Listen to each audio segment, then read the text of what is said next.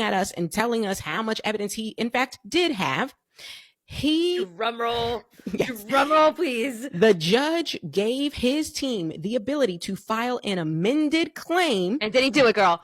He did not. No, he did not. From the very beginning of this, I said to watch out for abusive behaviors, and one very obvious pattern of behavior of abusers is to claim to be fully transparent, that you have receipts for everything you are saying, and then fail to provide those receipts. Throughout the motion to dismiss stage, Baldoni's legal team argued that they were absolutely going to amend and add tons more evidence to back up their claims. In fact, the very day that Lively's original complaint was released, all the way back in December, Baldoni's response was that they already had evidence that Lively had defamed Baldoni before promotion of the movie ever began. And so when the judge invited Baldoni to amend his claims and add that information, he of course declined to do so.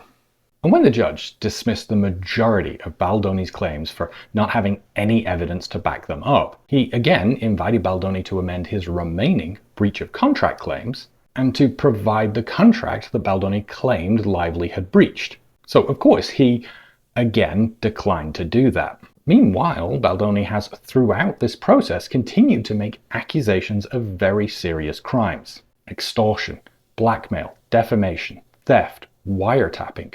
None of which he's been able to provide a scrap of evidence for. Worse still, the evidence he has presented is now on court record as having been manipulated, twisted, and used without permission.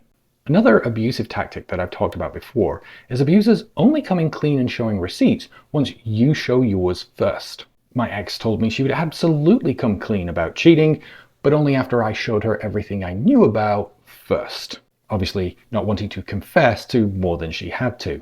And in the same way, Baldoni's team refused to hand over their text messages until Lively handed over the ones that she already had first, which she did 6 weeks ago.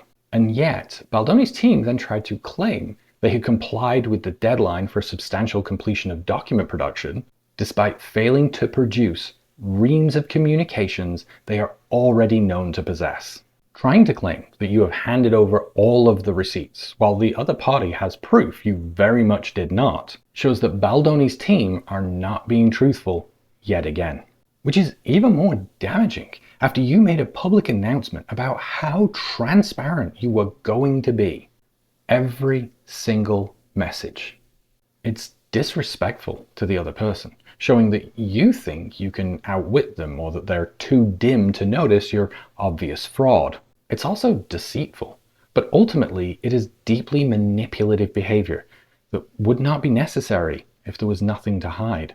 And yet, still, I have people showing up in my comments, even now, to argue that Lively is the one not telling the truth, showing just how far people will go to cover for, defend, and excuse this deeply disturbing and dishonest behavior from Baldoni's team, but also showing that truth actually has nothing to do with their defense of him.